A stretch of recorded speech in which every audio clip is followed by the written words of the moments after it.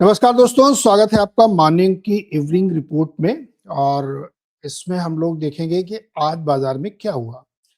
तो बड़ा interesting session था आज। एक एंट्रोफिक नाम की कंपनी का कहर था हमारे आईटी सेक्टर्स में, और वो कहर इतना बड़ा था कि पूरे आईटी सेक्टर को उसने हिला के रख दिया। बहुत ही जबरदस्त बिकवाली हुई है।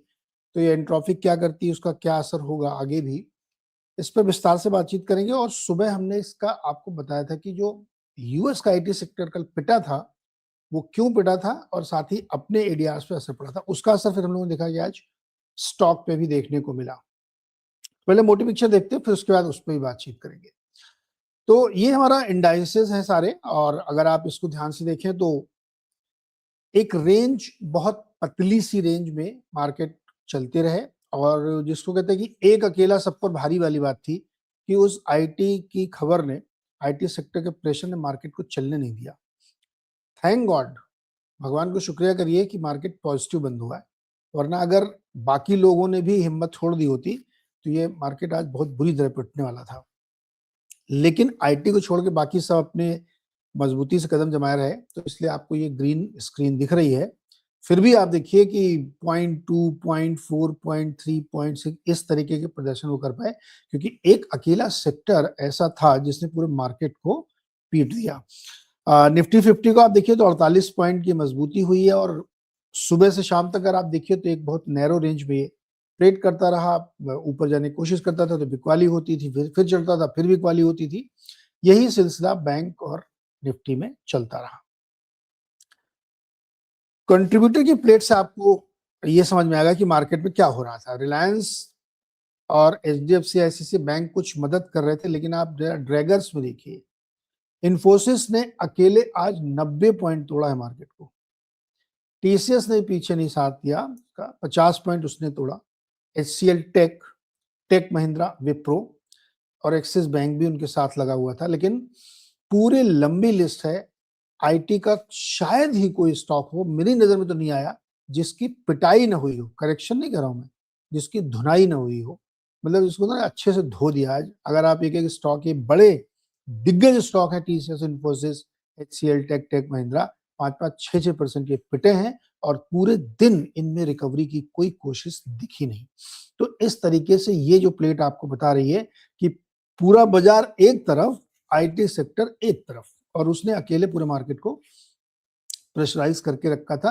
रिलायंस जैसा जायंट भी, एचडीएफसी आईसीआईसीआई बैंक जैसे दिग्गज भी हिला नहीं पाया कुछ। तो ये मार्केट की तस्वीर थी। बावजूद इसके कि निफ्टी और बैंक निफ्टी में आप देखेंगे तो एडवांस डिक्लाइन का रेशियो काफी पॉजिटिव था। 37 शेयर कामकाज करते मजबूती। जैसा हमने कहा कि एक ही सेक्टर था जहां पिटाई चल रही थी, बाकी तो नॉर्मल मार्केट था।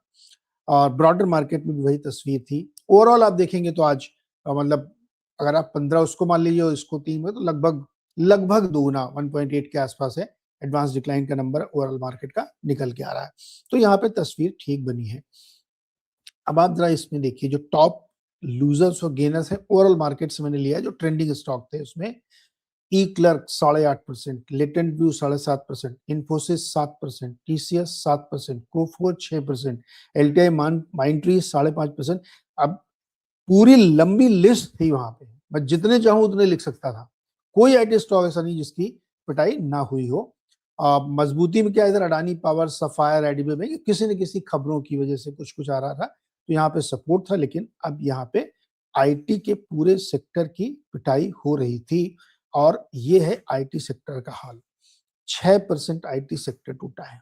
तो क्या है ये एंट्रोफिक जिसने पूरे आईटी सेक्टर को ही नहीं, पूरे बाजार को और पूरी दुनिया के एडटेक सेक्टर को हिला के रख दिया।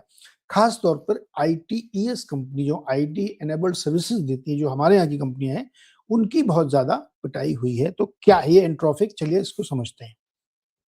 सुबह हमने आपको एक ब्रीफली बताया था कि एंट्रोफिक नाम की एक छोटी सी कंपनी है जिसने एआई का एक ऐसा मॉडल बनाया है जिससे आईटी सर्विसेज कंपनियों को काफी ज्यादा बिजनेस में दिक्कत होने वाली, यानी जो आप सॉफ्टवेयर या सॉफ्टवेयर सर्विसेज दे रहे हैं, उस पूरे बिजनेस मॉडल की उसने हवा निकाल दी है। ऐसा इस समय की परिस्थिति में। आगे क्या होगा बात की देखेगी। तो पहले समझते हैं कि क्यों और क्या, मतलब हमारी आईटी कंपनीज क्या काम करती है, पहले आपको ये समझना चाहिए। हमारी आईटी कंपनी सर्विस देने का काम करती है। उदाहरण के लिए मान लीजिए एक कोई सॉफ्टवेयर है, उसका नाम XYZ है, और वो सॉफ्टवेयर किसी ऑटो कंपनी ने अपने यहाँ लगा दिया, या किसी इंश्योरेंस कंपनी ने, किसी बैंक ने अपने यहाँ उस सॉफ्टवेयर को लॉन्च अपने यहाँ इंस्टॉल कराया, और उनका पूरा सिस्टम उस सॉफ्टवेयर पे चलता है। अब उस सॉफ्टवेयर को कोई आदमी मैनेज करेगा, उसकी देखरेख करेगा। जहां पे आप जिस दफ्तर में आप काम करते हैं वहां पे IT वाले होते हैं ना, जो आपके कंप्यूटर पे आके कुछ कुछ ठीक करते रहते हैं। ये हमारी कंपनियों का काम है, थर्ड पार्टी सर्विस करते हैं, क्योंकि जिसने बनाया है वो नहीं करता, और जो यूज कर रहा है वो नहीं करता, थर्ड पार्टी करती, लाइक अस। अब अगर मान लीजिए कोई एक ऐसा टूल निकल जाए, कोई ऐसा मॉडल निकल जाए, कोई ऐसी चीज मैं बना दूं जिसमें थर्ड पार्टी का काम नहीं रह जाए, वो अपने आप को ऑटो करेक्ट कर लेगा, वो अपने आप को ठीक कर लेगा खुद ही, तो क्या होगा? तो ये होगा कि भाई थर्ड पार्टी की जरूरत ही नहीं है। तो और जब डीप में आप जाएंगे तो जो डेटा, और खास तौर पे कॉन्ट्रैक्ट डेटा जो होता है, जहां पे एक्शनेबल पॉइंट होते हैं, उस पर ये मॉडल बना के निकाला है एंट्रोपिक ने। तो इसीलिए आपने बहुत जगह पढ़ रहे होंगे, लीगल काम करता है, लीगल डेटा मैनिपुलेट करेगा, मैनेज कर देगा। तो उसके लिए इस सॉफ्टवेयर ने बहुत मोटे तौर पे बताएं, लिटरल मत कीजिएगा, तो ये जनरेटिव AI टाइप का प्रोडक्ट है, जिसमें खुद अपने आप वो प्रॉब्लम को ऑटो करेक्ट करेगा, प्रॉब्लम को समझेगा, और वो उसको करेक्ट भी कर देगा और एग्जीक्यूशन भी करेगा। इस तरह के मॉडल को अगर आप लेके आते हैं तो थर्ड पार्टी IT कंपनीज को बहुत दिक्कत होने वाली, उनकी जरूरत ही नहीं है, फिर तो अपने आप ठीक हो जाएगा। इसलिए आपने देखा कि हमारी तमाम IT कंपनीज को बुरी तरह से पिटाई हुई। ये मोटी बात है आपकी समझ के लिए, इसके डिटेल में और जाएंगे तो फिर आपको बहुत बोरिंग लगेगा, फिर मैं आपको LLM समझाऊं, जनरेटिव AI के समझाऊं, लेकिन एंट्रोपिक ने ये कर दिया है। अब इस पर पूरी दुनिया में बहस छिड़ी हुई है। कई सारे आर्टिकल आप पढ़ेंगे, या गूगल मारिए तो आपको 20 तरीके के आर्टिकल ये वो मिलेगा कि it will eat software and data business. वो सब मोटी मोटी हेडलाइन, जब उसके अंदर जाके आप पढ़ेंगे तो आपको समझ में आएगा एंट्रोपिक ने क्या किया है। तो लीगल फ्रेमवर्क के लिए जो अगर वो डेटा मैनेज कर रहे हैं, ऑटो करेक्ट कर रहे हैं, तो ये एक बड़ी दिक्कत होने वाली है। इसका कारण ही था कि हमारे IT सेक्टर में पिटाई हुई। अब ये एक इंस्टेंट रिएक्शन था, या ये कंटिन्यू रहेगा और ज्यादा मुश्किल करेगा हमारे लिए, ये भविष्य की बातें हैं। हमेशा इनिशियल रिएक्शन ज्यादा होता है जब कोई चीज पहली बार आती है। जैसे डीप सीक जब आया था, आपको याद है चाइना का वो डीप सीक आया था, तो लोगों ने कहा था कि ChatGPT और ओपन AI जैसी कंपनियों का बिजनेस बंद हो जाएगा, और उसने इतना सस्ता मॉडल बनाया है कि बाकी एनवीडिया को भी दिक्कत होगी, और बहुत सस्ता बनाया, बहुत कम पैसे बनाए। That's true, deep seek successful model है, लेकिन उसका कितना इस्तेमाल होता है, उसका कितना सब्सक्रिप्शन होता है, तो वैसे एंट्रोपिक का जो मॉडल है वो कितना यूज में आएगा, कहाँ कहाँ होगा, कितना नुकसान करेगा, ये भविष्य की बातें हैं। उसका असर हम लोग असेस करेंगे IT कंपनीज के ऊपर, दुनिया भर के, नॉट ओनली इंडिया, पूरे दुनिया की हर तरह की IT कंपनी पे इसका असर पड़ेगा। इवन जो मॉडल बना रहे हैं उनके ऊपर भी असर पड़ेगा, US IT कंपनीज पे असर पड़ेगा, हमारे ऊपर ज्यादा पड़ेगा क्योंकि थर्ड पार्टी को ये एलिमिनेट करता है। तो असर तो पड़ेगा, ये तय है। ये आप लिख लीजिए, मान लीजिए, समझ लीजिए, और गांठ बांध लीजिए कि असर तो पड़ेगा। कितना पड़ेगा, कितनी दूर तक पड़ेगा, कब तक पड़ेगा, ये डिबेटेबल हो सकता है कि इतना होगा, इतना होगा। तो IT सेक्टर पर जो ये इंस्टेंट नेगेटिव रिएक्शन आपने देखा है, ये शायद कल इतना बड़ा रिएक्शन ना हो, या कल थोड़ा नॉर्मलाइज होने की कोशिश करिए। हो सकता है कल आज ज्यादा लोगों ने शॉर्ट कर दिया तो ऊपर चला जाए, क्योंकि मार्केट हमारा सिर्फ फंडामेंटल पे नहीं चलता, मार्केट की अपनी एक इनर्शिया है। मैं हमेशा कहता हूँ कि हमारा मार्केट फंडामेंटल पे कम चलता है, डेरिवेटिव्स पे ज्यादा चलता है। जैसे एडजस्टमेंट कर रहा है, इंडेक्स का एडजस्टमेंट है, और पैसिव फंड का एडजस्टमेंट है, एफएनओ में ऐसा डेटा बना, ओपन इंटरेस्ट बन गया, विक्स गिर गया, ये सब क्या है? इसका कोई कंपनी लेने देना है क्या? अगर विक्स गिर गया, विक्स चढ़ गया, ओपन इंटरेस्ट बढ़ गया, इससे फलाना स्टॉक गिर गया, तो उसका बिजनेस में क्या फर्क पड़ा इससे? तो हर कंपनी या हर बिजनेस का 90% तो वो अपने धंधे पे चलता है, 10% ये डेरिवेटिव्स जो होते हैं, एनी काइंड ऑफ डेरिवेटिव्स, उस पर रिएक्ट करता है। तो आज का जो IT का रिएक्शन था, इसमें काफी हाथ उसका भी था। अभी धंधे पे क्या एग्जैक्टली असर पड़ेगा, इसका असेसमेंट करना बाकी है, लेकिन मार्केट ने पहले ही उसको कर दिया। जैसे सोने की डिमांड घट गई क्या? नहीं घटी। चांदी की डिमांड घट गई क्या? नहीं घटी। सोने की फिजिकल कोई नई खान मिल गई क्या? नहीं मिली। लेकिन सोना टूट गया, चांदी टूट गई 30%। तो ये मार्केट का अपना जो चक्र है वो करता है। तो इसलिए कोई भी स्टॉक हो, कमोडिटी हो, चीज हो, उसमें 10% वो अपने हिसाब से भी चलता है। तो वो वाला रिएक्शन हो गया। हाँ, रिएक्शन होगा, आगे भी होगा, इसका असर भी पड़ेगा, कितना पड़ेगा ये हम लोग देखेंगे। तो आई होप आपको ये एंट्रोपिक का जो कहर आया है ये आपको समझ में आएगा, एंट्रोपिक क्या करती है ये समझेगा। मतलब बहुत ही आसान भाषा में हमने आपको समझाया है, जो शायद कहीं आपको नहीं समझाया गया होगा। सब लोग अंग्रेजी की कॉपी पेस्ट स्टोरी डाल रहे हैं कि एंट्रोपिक ने ये किया वो किया, लेकिन मैंने आपको मोटी बात बताई कि थर्ड पार्टी ऑटो करेक्शन ये करने की क्षमता रखता है ये एआई मॉडल, इसलिए थर्ड पार्टी जो काम करती है उनको दिक्कत होगी, और जो मॉडल बना रहे हैं उनका भी धंधा चेंज होगा कि अब मॉडल उसके हिसाब से होगा। तो that is the total net impact. अब बढ़ते हैं आगे, एंट्रोपी की कहानी हो गई, बहुत ज्यादा समय ले लिया एंट्रोपी ने। अब आप देखिए एफआईडीआई का डेटा, भैया आज इन्होंने 29 करोड़ का खरीदा और डीआईएस का 250 करोड़ का। मुझे समझ में नहीं आ रहा है कि ये फर्ज अदायगी टाइप का काम क्यों हो रहा है। अगर इस तरह से हो रहा है तो मन में कई बार एक बार कॉन्स्पिरेसी थ्योरी आती है, मैं ये नहीं कह रहा हूँ कि ये सच होगा, लेकिन ऐसा लगता है कि मार्केट को टिका के रखा गया है। यार ऊपर जाने दो या नीचे जाने दो, अब आज का बहाना आईटी है, 29 करोड़ की बाइंग, उधर 250 करोड़ की बाइंग। मतलब मार्केट में एडवांस डिक्लाइन आपने देखा बहुत फेवरेबल है, ओवरऑल फेवरेबल है, आईटी छोड़ के बाकी सेक्टर ठीक ठाक है, फिर भी बाइंग नहीं है डिलीवरी में। इसका मतलब ये डिलीवरी बाइंग है ना, अगर इसमें बाइंग नहीं हो रही और केवल फ्यूचर में काम हो रहा है, ऊपर नीचे हो रहा है, तो इसका मतलब मार्केट को टिका के रखा है, कोई अच्छी या कोई बुरी खबर आ सकती है। तो मेरे हिसाब से दो चीजों पे मार्केट टिका हुआ है। एक तो वो ट्रेड डील के डेटा जानना चाहता है कि क्या है उसके अंदर, बताओ भाई क्या क्या चीजें उसमें है फैक्चुअली, जिसपे साइन होंगे। ये हवा वाली बात नहीं कि प्रेस कॉन्फ्रेंस करके और बयान देके या रास्ता चलते माइक घुसा दिया मुंह में तो कुछ बोल दिया, वो वाली नहीं, लिखित में जो साइन होंगे ना, वो डील का इंतजार है मार्केट को। और दूसरा उसको लगता है कि ये जो ईरान वाला मसला है ना, जो शुक्रवार तक फंसा हुआ है, क्योंकि ये सीरियस इशू है दोस्तों, ये ध्यान रखिएगा, बहुत सीरियस इशू है। ये बात बिगड़ गई तो मार्केट हेवायर हो जाएगा। तो मार्केट सोचा होगा था देख लेते ना फ्राइडे तक की बात बिगड़ती है क्या, या कोई बहुत बड़ी पॉजिटिव खबर ही आ जाएगी भैया सब कुछ सेटल, रूस भी मान गया, ईरान भी मान गया, तब तो फिर मतलब पूरी दुनिया में शांति, नोबेल पुरस्कार भी दे दिया जाएगा उनको, क्या दिक्कत है, हम तो दे दो यार, इससे क्या फर्क पड़ जाएगा उससे। तो मार्केट को टिका के रखा गया, यानी सेलर्स भी उतना कॉन्फिडेंट नहीं है और बायर्स भी उतना कॉन्फिडेंट नहीं है। जहां पे बहुत बुरी खबर आ गई वहां पेट दिया आईटी में, लेकिन सेलर्स और बायर कॉन्फिडेंट नहीं है, मार्केट में इतना कॉन्फिडेंस नहीं है। बजट हो गया, डील हो गई, सबकी हो गया, लेकिन डील के ऊपर चढ़ के नया ट्रेड करने की हिम्मत शायद मार्केट में नहीं है। कल भी हमने ऐसे देखा, आज भी हमने ऐसे देखा। तो ये डेटा आपको जो एफआईडीआई का ये बता रहा है आपको। फिर आते हैं दूसरे एसेट क्लास में भाई, कच्चा तेल देखिए थोड़ा सा फिर ऊंचा हुआ है, 67.5 के आसपास चल रहा है, तो वो भी इंतजार कर रहा होगा कि शुक्रवार तक देख ही लेते हैं क्या होता है। हालांकि यूएस की इन्वेंट्री भी गिरी है, तो उसका भी इम्पैक्ट इसमें देखने को मिला है। लेकिन सोने और चांदी में बम्पर तेजी लौट रही क्या, दैट्स अ क्वेश्चन।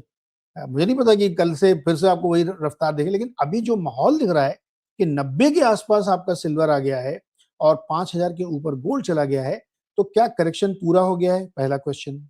फिर से सटोरियाबाजी लग गई क्या, दूसरा क्वेश्चन। कंसोलिडेशन हो रहा है, तीसरा क्वेश्चन। बाकी क्या बदल रहा है, चौथा क्वेश्चन। मेरे हिसाब से केवल तीसरा क्वेश्चन है जिसका जवाब मैं दे सकता हूं कि ये एक कंसोलिडेशन के फेज में जाने की कोशिश कर रहा है, क्योंकि जितनी तेजी से गिरा था तो थोड़ा तो ऊपर आएगा, वो ऐसा आ रहा है। तो ये अगर इस लेवल के आसपास 100, 150, $200 की रेंज में, 90 के आसपास, 95 के आसपास, या मतलब 45 से 52-51 की रेंज, और इधर 85 से 95 तक की रेंज के बीच में अगर कंसोलिडेट होता है तो ये अच्छी बात है। एमसीएक्स में देखिए फिर से 1.5 लाख रुपए पहुंच गया सोना, और इधर चांदी तक गिर के आ गई थी, 2,20,000 तक आ गई थी शायद, वो 2,83 हो गई है, हालांकि 4 से ऊपर तक गई थी, लेकिन रफ्तार बहुत तेज, 15,000 चांदी का भाव आज बढ़ा है। तो गोल्ड सिल्वर में फिर से रौनक लौट रही है, बट अगेन ट्रेडिंग में मत फंस जाना भैया, बहुत वोलेटाइल है, लेकिन देखते रहो इसको। 10 साल का बॉन्ड अपना 6.7, और डॉलर देखिए, डॉलर में एक इंटरेस्टिंग बात यह कि जब ट्रेड डील होके आई थी तो ऐसा लग रहा था कि हो जाए तो ये 90 के नीचे चला जाएगा, लेकिन जा नहीं रहा गुरु। अगर आप इसका लेवल मान लो 92, रिसेंटली से 92 टच किया, तो 92 से गिर के इसको आना चाहिए, तो ₹2 तो कम से कम मजबूत होना चाहिए, लेकिन ये 90-30, 90-50, 90-30, 90-50 पे झूल रहा है। तो बड़ी मार्केट वाले भी इंतजार कर रहे होंगे कि भाई बताओ क्या करके आओ साइन। तो कहीं ना कहीं मार्केट में ये है, लेकिन 90 के ऊपर रुपया या bond yield 6.7, it's little bit problematic.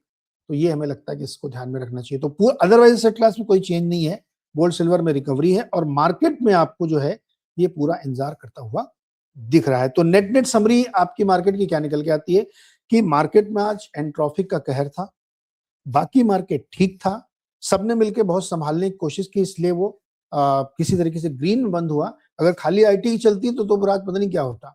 लेकिन आईटी में बहुत भयंकर पिटाई हुई है।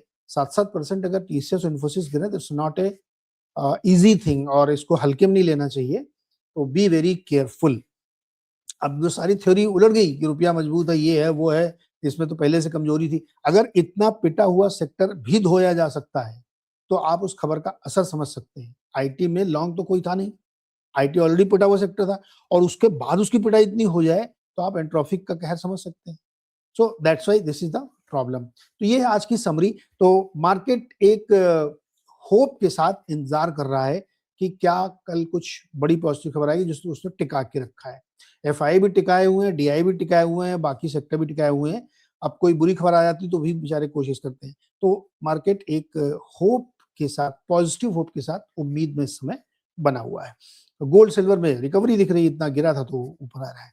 तो ये थी आज की कहानी दोस्तों, इवनिंग रिपोर्ट की। इसके बाद हमने एक शो आपसे प्रॉमिस किया था कि गोल्ड और सिल्वर में करेंगे। अब इसको देख के आप चौंक रहेंगे, गोल्ड विल टच $24,000। और ये भी नहीं कि ये 10 साल 20 साल में, वेरी सून, मतलब 2-3 साल के 4 साल के अंदर ही हो सकता है। अब ये आपको अनबिलीवेबल लग रहा होगा, मुझे भी लग रहा है, ऐसा नहीं मैं कोई मतलब ऐसा थोड़ी यार 5,000 वाला 24,000 हो जाएगा। तो शनमुग नाथन जी एक बहुत ही विद्वान व्यक्ति हैं। इन्होंने एक किताब लिखी है जिसका नाम है RIP डॉलर 1971 टू 22x। इस किताब पे आधारित एक हमने आज सुबह पॉडकास्ट किया था जो हमने रिलीज कर दिया है। इसको आप देख सकते हैं और मैं रिकमेंड करूंगा कि इसको आप जरूर देखिए, क्योंकि वो बहुत सारी चीजें आपको तथ्य के आधार पे बता रहे हैं कि मनी कैसे चलती है, गोल्ड में ये मैं क्यों कह रहा हूं। और ये किताब उन्होंने 2024 में जब लिखी थी, तब गोल्ड का भाव शायद 2200 के आसपास था। लिखते लिखते जब वो रिलीज हुई थी तो बहुत भाव बढ़ गया था, 2400 के आसपास था, और आज अब 5,000। ये इनके अपने बुक में लिखे हुए चीजें हैं, और अब वो कह रहे हैं 24,000। तो प्राइमा फेसाई आप माने या ना माने, लेकिन you have to understand this perspective again. किसी भी चीज को बिना सुने इनका नहीं करना चाहिए। तो मुझे भी ये बहुत इंटरेस्टिंग लगा, और ये शो चैनल पे पड़ा हुआ है, आप इसको जरूर देखें, कमेंट करके बताएं कि स्ट्रक्चरल तेजी जो बुल रन चल रहा है गोल्ड और सिल्वर में, इसमें आगे क्या हो सकता है। तो इसलिए मैंने आपसे कहा कि शो को जरूर देखिएगा। मेरी रिकमेंडेशन है कि इस शो को आप जरूर देखिएगा, क्योंकि ऐसे लोग बहुत कम, बड़े मुश्किल से मिलते हैं। अच्छा, ये पूरा शो उन्होंने, चूंकि वो चेन्नई में थे, साउथ इंडियन है, तमिल है, तो उनकी हिंदी नहीं इतनी अच्छी, जबकि उन्होंने बनारस हिंदू यूनिवर्सिटी से IIT किया है, लखनऊ से IIM में पढ़ाई की है। बहुत विद्वान व्यक्ति हैं, IIT IIM से पढ़ के उन्होंने किताब लिखी, और इन्फोसिस जैसी कंपनी में उन्होंने 10 साल नौकरी की है पूरी दुनिया में। तो अंग्रेजी में उन्होंने बोला है, लेकिन मैंने उसको बीच बीच में हिंदी में समराइज किया, और थोड़ी बहुत अंग्रेजी हमने भी दे दी है। तो आप बिल्कुल घबराओ मत, एकदम समझ में आएगा, बहुत आसान भाषा में है ये। लेकिन you must watch this show, because gold and silver is the real money. तो थैंक यू सो मच दोस्तों, आज के लिए इतना इवनिंग रिपोर्ट में। और फटाफट जाइए, लाइक शेयर सब्सक्राइब करिए, और हमें बताइए कि शो कैसा लगा है। किताब वाला शो देखिए, फिर हमें बताइए वो कैसा लगा है। और हम कल सुबह फिर मिलेंगे 6:55 पर। तब तक के लिए बहुत बहुत शुक्रिया, और एंट्रॉफिक को गरियाते रहिए।